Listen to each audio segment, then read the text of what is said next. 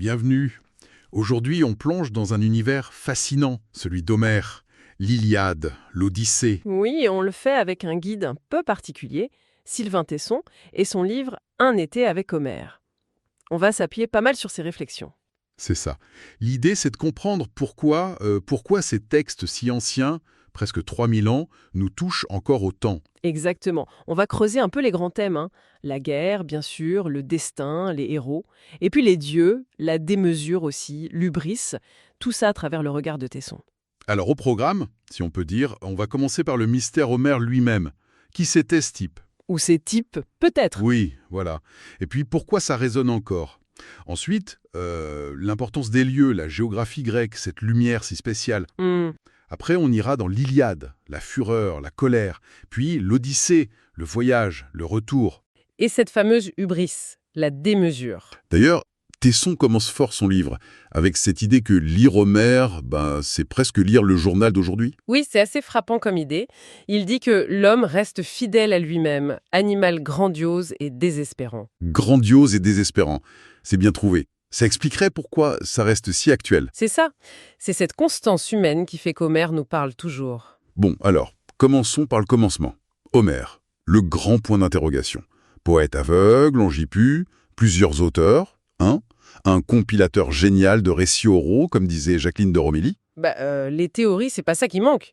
On situe ça au 8e siècle avant Jésus à peu près. Donc, bien après la guerre de Troie elle-même. Oui, quelque chose comme 400 ans après, si on suit les datations de Schliemann, les archéologues. C'est le moment où l'écriture arrive en Grèce, l'alphabet phénicien adapté, passage clé de l'oral à l'écrit. Mais pour Tesson, savoir qui c'était exactement, c'est pas le plus important. Si. Non, c'est pas l'essentiel pour lui. Et ce qui compte, c'est cette voie, ce miracle, comme il dit. Le fait qu'une pensée sur notre condition humaine ait été fixée, mise par écrit. Il rappelle aussi qu'Homère invoque la muse, Mémosine, la mémoire. Oui, ô muse, conte-moi. C'est comme si c'était pas lui qui parlait directement, mais une mémoire plus grande, presque divine.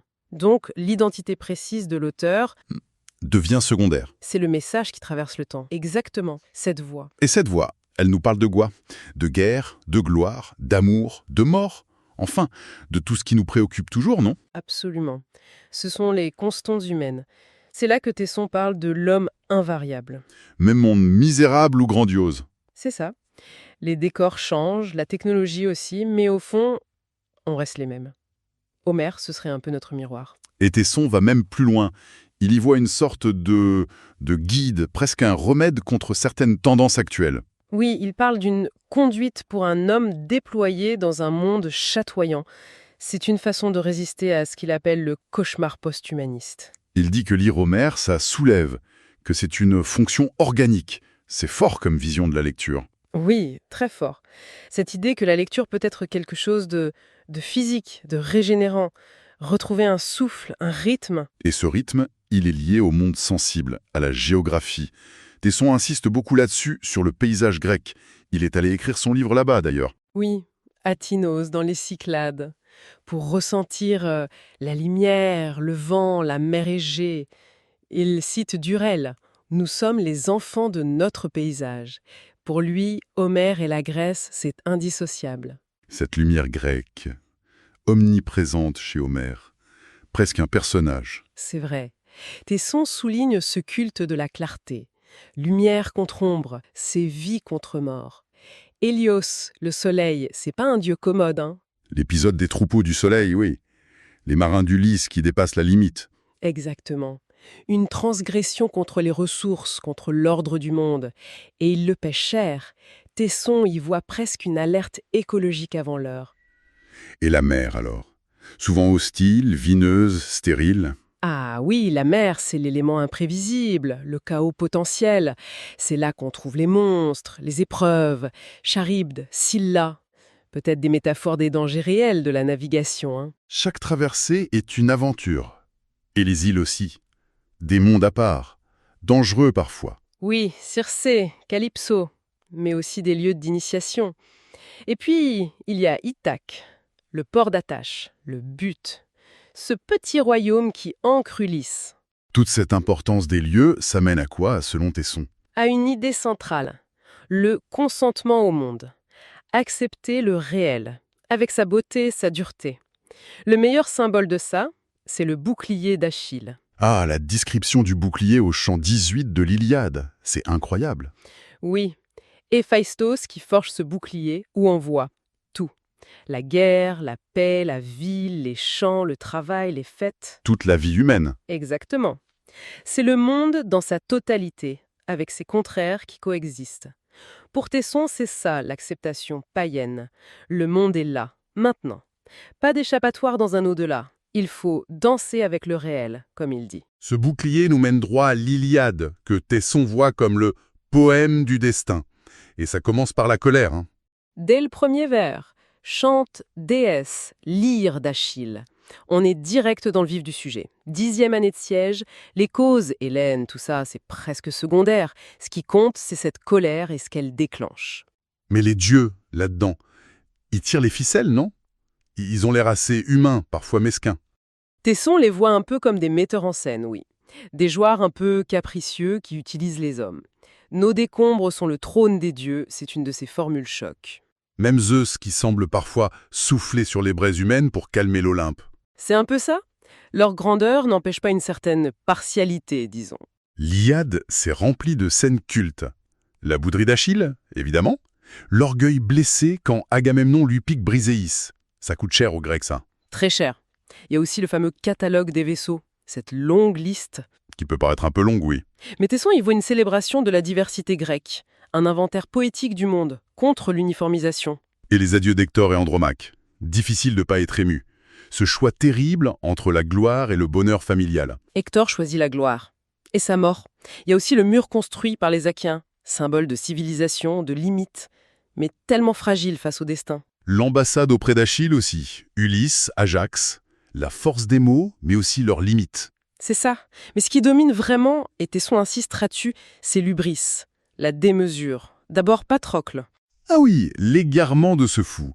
Grisé par le succès avec les armes d'Achille, il va trop loin. Il transgresse l'ordre et il meurt.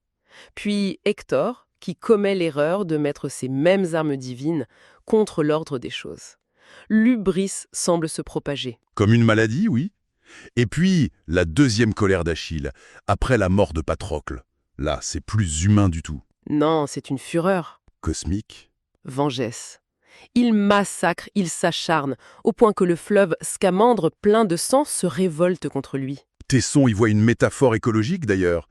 La nature qui dit stop à l'excès humain. C'est une lecture intéressante, oui. Puis le duel Achille-Hector, tragique.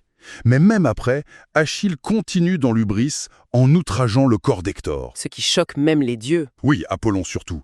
Pourtant, la fin de l'Iliade, c'est cette scène incroyable où Priam vient seul supplier Achille. Un moment de grandeur, de respect entre ennemis. Absolument. Et puis les funérailles d'Hector. La paix revient, mais on sent bien qu'elle est fragile. Juste un interlude. La colère reste un moteur puissant. Après cette fureur, on change complètement de ton avec l'Odyssée. Le poème du retour et de l'ordre, selon Tesson. Oui, là, l'objectif, c'est de réparer, de reciviliser le monde après Troie. La structure est plus éclatée. On suit Télémaque, on écoute Ulysse raconter ses 10 ans d'errance, et puis on assiste à la reconquête d'Ithaque. Le nostos, le retour. Mais c'est plus qu'un retour physique, non? Ah oui, c'est un voyage intérieur, une épreuve de constance, résister à l'oubli, à la facilité. Télémaque, lui, doit grandir, s'affirmer face aux prétendants. Qui représente un peu la médiocrité, le désordre, il pille, il méprise les règles. Et Ulysse, au début, il est chez Calypso. Prisonnier? Prisonnier d'une immortalité un peu vide. Elle lui offre de ne jamais mourir, mais lui, il pleure en regardant la mer. Il veut rentrer à Ithaque. L'immortalité sans but, ça ne l'intéresse pas. Puis il arrive chez les Phéaciens. C'est là qu'il raconte tout, non? Oui, sauvé par Nausicaa. Et c'est en entendant un Naède chanter Troie qu'il craque, qu'il pleure. Il prend conscience de sa propre histoire, de sa légende. Et là, il raconte son périple. Un périple. Plein d'embûches. Les Cicones d'abord. La violence de la guerre qui continue. Oui, ça coûte cher. Puis les lotophages. Ceux qui mangent le loto, c'est qui oublient tout. Ah, les lotophages. Tesson fait un parallèle avec nous aujourd'hui, non? Notre tendance à l'oubli. À scroller sans fin. Exactement. Le danger de l'anesthésie, de l'oubli de soi, de son but. Ensuite, le cyclope. la ruse qui gagne contre la force brute. Mais Ulysse fait une erreur en criant son nom. Oui, l'orgueil, Élise. Et ça lui coûte la colère de Poséidon. Après, c'est Circé, la magicienne, qui change les hommes en cochons, symbole de la perte d'humanité quand on cède aux instincts. Puis la descente aux enfers, la Néquia, dialogue avec les morts. Achille qui dit qu'il préférait être un simple valet sur terre. C'est terrible, oui. Ça remet la gloire terrestre à sa place. Puis les sirènes et leur chant qui promet le savoir absolu. Le big data avant l'heure, dit Tesson. Ulysse résiste, attaché au mât. Il écoute, mais il ne cède pas. Une mise en garde contre la fascination du savoir total qui paralyse. Ensuite, Charybde et Scylla, les monstres marins inévitables. Et enfin, l'île du Soleil. Là, c'est la fin pour les compagnons. Ils mangent les troupeaux sacrés. Le manque de mesures fatales. C'est ça, ils transgressent l'interdit ultime, par faim, par manque de contrôle. Seul Ulysse s'en sort. Et ils rentrent enfin à Ithaque, mais c'est pas vraiment un retour triomphal. Non, il est seul, méconnaissable, déguisé en mendiant par Athéna, reconnu seulement par son vieux chien Argos. Qui meurt juste après. Quelle scène! Et par sa nourrice, Euryclée, grâce à sa cicatrice. Il doit subir les moqueries des prétendants. Seul le porcher Humé, le divin Humé, le soutient. Puis vient l'épreuve de l'arc. Là, il se révèle. Oui, seul lui peut le bander. C'est le signe. Et ensuite, le massacre des prétendants. C'est très violent. Mais présenté comme une justice nécessaire pour rétablir l'ordre. C'est ça. Et après la violence, le renouement, la nuit avec Pénélope, où il se raconte tout, le secret du lit conjugal. Taillé dans un olivier, oui. Symbole fort. Très fort. Puis les retrouvailles avec son père, Laërte, au milieu des arbres. Encore les arbres, l'enracinement, la vérité. Et à la fin, c'est Athéna qui impose la paix. Il faut oublier les vieilles querelles pour un durable traité. Ulysse a retrouvé sa place. Il s'est réparé lui-même et a réparé son monde. Le voyage l'a transformé. Ses héros, Achille, Hector, Ulysse. Ils sont devenus des modèles. C'est quoi le héros homérique type selon Tesson? Le fameux Kalos Kagatos. Oui, cet idéal grec de la beauté et de la bravoure. Mais ce qui est passionnant, c'est qu'ils sont complexes, faillibles. Achille est impulsif, Ulysse rusé mais parfois menteur, Hector est noble mais tiraillé. Il y a plusieurs modèles, la force brute d'Ajax, la tragédie d'Hector, l'intelligence, la métisse d'Ulysse. Et ce qui les motive tous, c'est le kléos, la gloire. C'est essentiel, oui. La renommée qui survit à la mort, l'immortalité par la mémoire collective. Tesson trouve ça très différent de notre obsession de l'instantané. Ah oui, Hannah Arendt insistait là-dessus aussi. C'est ce qui donne du sens à une vie courte. Et Ulysse, il a aussi cette curiosité incroyable. Ah oui, cette soif de voir, de savoir, d'explorer. Quitte à risquer sa peau, Tesson voit en lui un prototype de l'esprit européen. Mais cette quête de gloire, elle se heurte souvent au désir d'une vie simple, tranquille. Le dilemme. Oui, vie courte et glorieuse ou longue et obscure. C'est une tension constante. Andromaque le demande à Hector, Achille le dit aux enfers. Et l'homme homérique ordinaire, au-delà des héros, comment Tesson le voit? Il insiste sur une forme d'acceptation du réel, sans se faire d'illusions, mais sans être passif. Vivre pleinement dans le monde tel qu'il est, avec ses limites. Un peu comme sur le bouclier d'Achille, reconnaître la complexité, les hiérarchies et essayer de se connaître soi-même. Ce qui nous ramène au Dieu, au destin, à la liberté. Les dieux ne sont pas vraiment des exemples, on l'a dit. Non, ils sont eux-mêmes soumis au destin, à la moïra. Ils interviennent tout le temps, mais par intérêt, par caprice. Ils aident, ils trompent, mais ils ne sont pas tout-puissants. Zeus lui-même doit laisser son fils Serpédon mourir. Alors, où est la liberté humaine là-dedans? On est juste des jouets. C'est la grande question. Tesson parle de double causalité. Les dieux peuvent influencer, donner une impulsion. Mais l'homme reste responsable. Il a une marge de manœuvre, une liberté dans sa façon d'agir face à son destin. Achille choisit la gloire à Troie en sachant qu'il y mourra jeune. Voilà.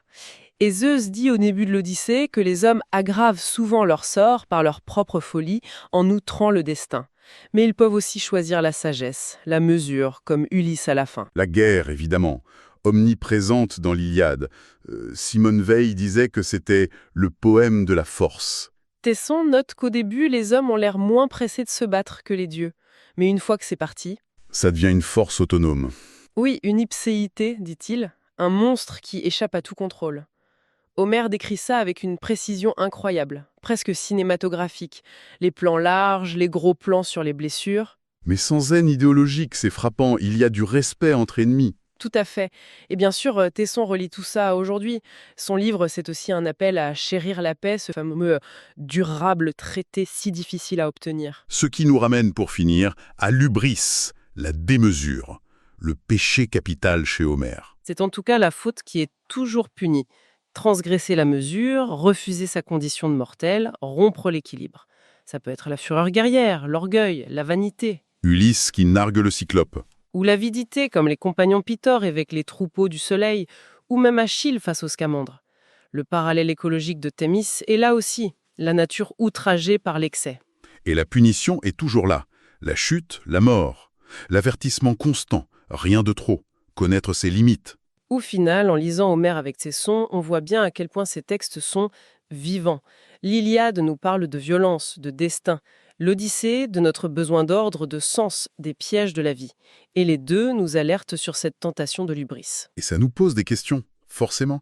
C'est quoi notre Ithaque aujourd'hui? Comment on navigue entre les sirènes modernes, ces distractions, ces savoirs peut-être illusoires? Est-ce qu'on arrive à voir et à combattre notre propre hubris, collective ou personnelle? Où est la juste mesure? Et pour finir avec une question un peu dans l'esprit de Tesson, si, comme il le laisse entendre, on voit se profiler de nouvelles plaines de Troie, est-ce que la lucidité d'Homère sur la colère, la démesure, la fragilité de la paix peut vraiment nous aider? Ou est-ce qu'on est condamné à répéter? À réveiller sans cesse la colère d'Achille en nous, en oubliant ce qu'on risque de perdre? Qui sont nos magiciennes d'aujourd'hui? Nos Circé, nos Calypso, nos lotophages, qui nous font miroiter des illusions et nous éloignent de l'essentiel? Peut-être du chemin difficile pour entrer? Chez nous, en nous-mêmes.